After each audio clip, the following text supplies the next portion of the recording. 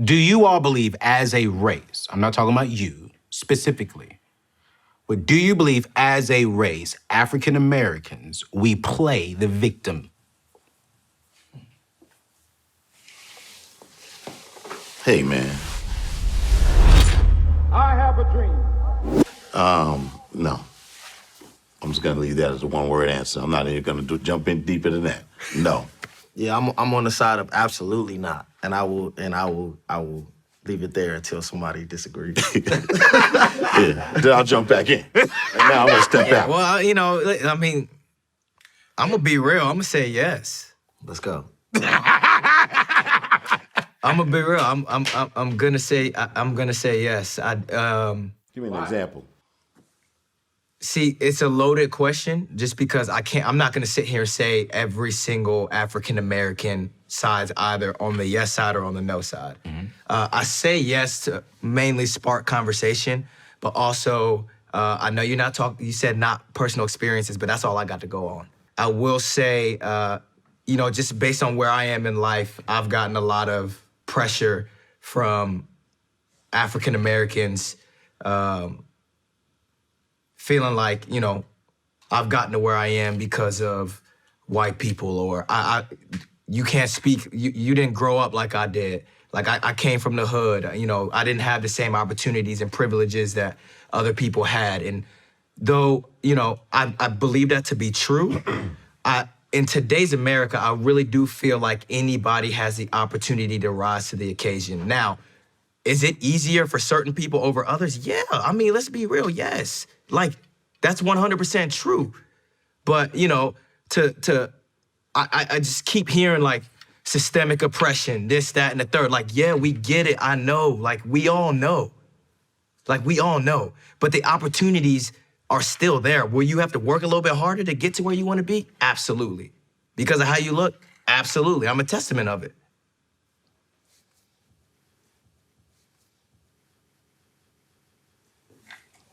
Anybody gonna say nothing? Go ahead. I want to hear this. I think it's impossible to accuse us of playing the victim. You're talking about a 400+ year head start for a particular set of people. You're talking about systematic oppression. That's what I meant by a post-traumatic state. Is we're at this stage in 2020. We're trained to say, yeah, it's unequal, and that's just not okay to me. I don't think we should ever get to the place where we just accept inequality. Correct. I'm not encouraging stagnation, so I agree with you. I'm not encouraging throwing in the towel like, yo, it's not fair. That's not what I'm saying at all. But while striving to be your best self, you should never accept inequality. And I think that's what we're being trained to kind of just be like, yo, this is just the way it is, and to no longer call it out. And I'm not even saying we got to go picket, protest. I'm not saying none of that. But at least in conversations like this, if we're not going to set a standard, no standard is going to be set. Nobody else is going to stand it. Nobody else is going to set it. You're talking about, statistically, like factually speaking, at the onset of the 20th century, you're talking about owners only giving land to specific races. That's generational wealth. Yeah. You're talking about bank loans only being given to specific races. How can that's generational wealth. Right. So we can't. It's not even like this is ancient history. That's what blows my mind. This is recent history. But he didn't say that didn't happen. Mm-hmm. What he said was, do we play the victim? Mm-hmm. And I think that's very different. You're aware of the things that have happened, but are you victimized as a result of it? So, do you say, this is what I can do with what I have been allotted, or whatever my place in life is? Are we playing the victim is the question. So I think we have to define play the victim. Okay. I think we are the victim. Because anybody can be a victim. I think we are factually a victim. So all races can be victims. What are we calling playing the victim?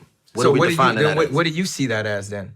What do I see what as? Playing the victim. Like when you hear that, like what does that trigger for you? Play the victim means I'm acting like something is being done to me that's not being done to me. Or always complaining. That's what I hear. Always complaining about our history. That's what I hear when I hear play the victim. Like you're taking the position that something being done to you and nothing's being done to you. That's somebody playing a victim to me. This is what I hear. And that's not the case to me. This You know is what I mean? hear. Yeah. Get over slavery. Stop talking about it. We're all equal now. You should be ahead. You should be further than where you're at. Stop talking about the old days. I'm gonna stop right there. But that's what it triggers in my head. So to say like we can't, I don't think you can outrule or like just say, hey, some black people aren't playing the victim, because everyone uses excuses. Correct. And people can be using playing the victim by whatever excuse they may bring. But like you said, like we weren't given an opportunity basically to build that generational wealth. And without that opportunity, we don't own anything. So we are having to kind of look for employment like at wherever you work. And even you said there's one person at D1 that's black. And we're 15% of the nation. That's not an accurate representation of America. So therefore, we may not be playing the victim, but we're getting hurt in corporate America or whatever part of life. And that's kind of just statistics. I'm going to agree with him. I also don't like the term playing the victim, because it does sound like you're alluding to something that is not real. Mm-hmm. And I think if we, I'm not dismissing or negating the effects of 400 years of oppression. Sure. And, the things that we've seen and been through. I'm not dismissing any of that. But if we cut it all off and we started with a year ago, we are still being victimized by the stuff you have to see on TV. You have African-American boys who at the age of 11 or 12, all they have ever seen were African-American boys being killed on TV. Mm-hmm. That's all they've ever seen. They've not known the life without it, because they've watched this happen since they've been old enough to understand. Mm-hmm. They are victims. You can go into a grocery store. You can go into an amusement park. You can go anywhere and be mistreated, and you'll be a victim today.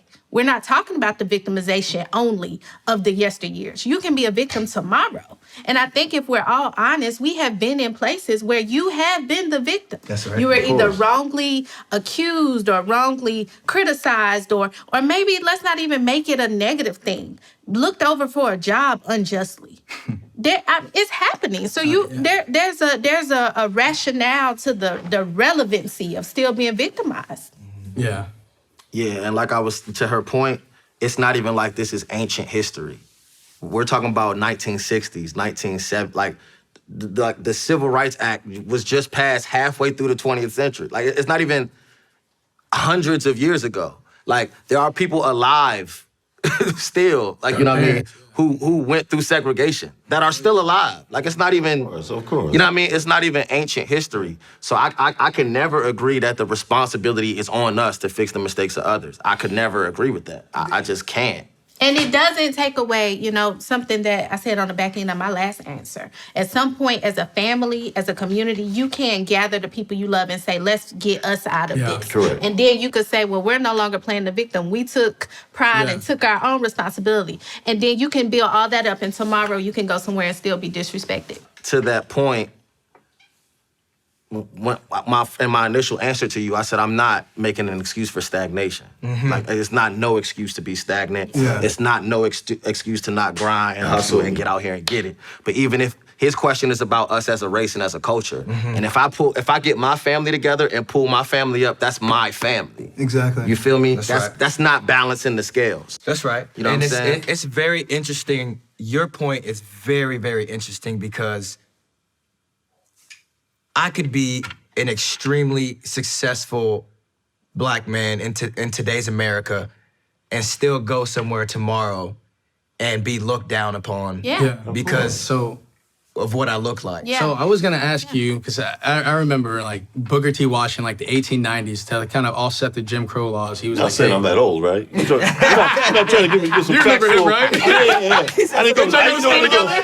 Make sure you know I didn't go to school. All right, brother. All right. I'm the historian. He said basically... Is my gray showing that much, though, for real? No, I was going to ask you this. So you said basically to offset the Jim Crow laws that were put in place, we had to educate and be entrepreneurs. And you two have both done that. Yeah. So I'd like to hear your experience, because this is, 130 years later for him saying, hey, we need to mobilize on our own, get education, and be entrepreneurs. and that will create our own system of wealth. But I mean, like you said, you're only one person. It's hard to pull up a whole group. Of course. So I kind of like to hear y'all's experience as being entrepreneurs. You can talk Mignon. I was And gonna let you Simone. go first. Simone owns her own shop too, so I'd love to hear your thoughts. Okay. I'm taking it in. I'm sorry. I'm just sorry. listening right now. You know? Well, like I said, I was kind of raised in an entrepreneurial family, right? I was always taught, don't work. I'll just be honest, my father, don't work for the white man. That was it, right? You get education, anything you could take, put it towards your own business. Put your own 2 feet on the ground. Save you money.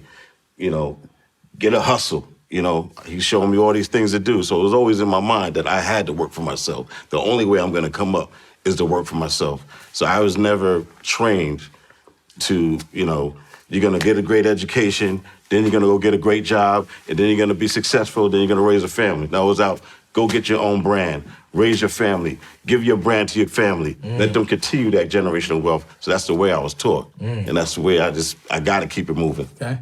Okay. So give me rephrase the question that you had specifically. Basically, what I was saying is Booker T. Washington said that to offset any type of segregation or discrimination or from playing the victim, we need to educate and be entrepreneurs.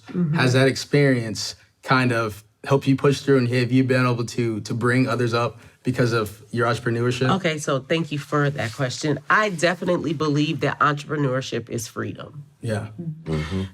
It's ultimate freedom. I was writing down a thought just yesterday as I was flying through Chicago that one sign of enslavement is a name change. That when people say that you're something that you're not. So if I was to go and address the same idea with biblical characters, we could look at Shadrach, Meshach, and Abednego. That was not their name. Yes. It was their name that they were given in enslavement. And I can just imagine how they were in a room together and, one of them yelled, "Hey, Shadrach, dude, that is not my name. I'm Toby." you know what I'm saying? And I just feel like we have a responsibility to know who we are. Yeah. We have a responsibility to do our due diligence to make our name great. That somebody can walk around and call you a liar. Is that who you are? Yeah. That's not who you are. Somebody can walk around and call you a thief. Is that who you are? That's the name that the enslavement has given you, right? And so I think that the only way that we can exercise true freedom is in ownership of our stuff, of ourselves, of our actions, of the things that we create, that we can be makers. I think that this is the time for all hustlers to unite, that we all can make whatever we want to be a part of. We no longer have to sit back and say, oh, it's because of what you did to me. Listen, I was molested as a child. So if we want to go back and talk about victimization of the things that people have done to us, we can do that. Or we can rise above it and we can say, well, this is who I am now. This is what I'm going to do. When I started my business, I could not bake. Not even out of a box. I didn't have any money. I didn't have any credit. I didn't have any experience in the business. Nobody was going to give me a loan for anything. I was losing the house that the very bakery exists in right now, 11 years later. Because when you put your mind, this is what I was saying earlier, we can be focused on what happened for us. Yeah. Instead of what has happened to us. I believe that it is that blood running through my veins that had things taken from her. It is that blood running through my veins that said, no, you can't come in here. It's that blood that is running through my veins that made my great-grandfather one of the first to be able to sing where he sang. And those are the things that I'm using today to get me from where I am to where it is that I want to be. And it's those things that I'm giving to my children and saying, this is what you have. We're not talking about what we're not. We're talking about what we are. And I think that's the difference. And when we talk about what what we are, what are we doing right as a culture that's setting up our children to have wealth? What are we doing right as a culture to where our children's children will know our names? Are we doing things right as a culture to change the narrative of our finances of our children? I can only answer that as an individual and then see what we and my wife also tried to do and spread, right? You know, we're all about giving back. We're all about showing and proving. You know, I want to be that beacon that this young brother say, you know what? I want to do what he's doing. You know what I'm saying? I want to go out and get my own wealth. I want to start my own business. And if I wasn't there, maybe he didn't see me. Maybe he never came to my restaurant. Maybe it just be, you know, but when you're there, we're going to teach you. We're going to give you tools. We're going to teach you about customer service. We're going to teach you how to run a restaurant because that's what we have to do. It's my duty. I have to teach. And again, I can only speak about me. I can't save the world. Yeah. But I can save the people that watch me. I can save the people that touch me. I can save the people that work for me. I do my best, right? You know, so, you know, I just look at it as you have to be that beacon, right? You got to be that shining light to change everything around you. You know, be that leading example. But I don't think that's anything new under the sun, what you're saying. No, it's not new. I think that's what this community has been. You know, it has been a community of people who say, I'll teach you how to do this. What community are you talking about? The Black community has gone. I have plenty of examples in my life of people who stuck their foot in the door so that I could pass through. That's not always out the way we do things, though. You know.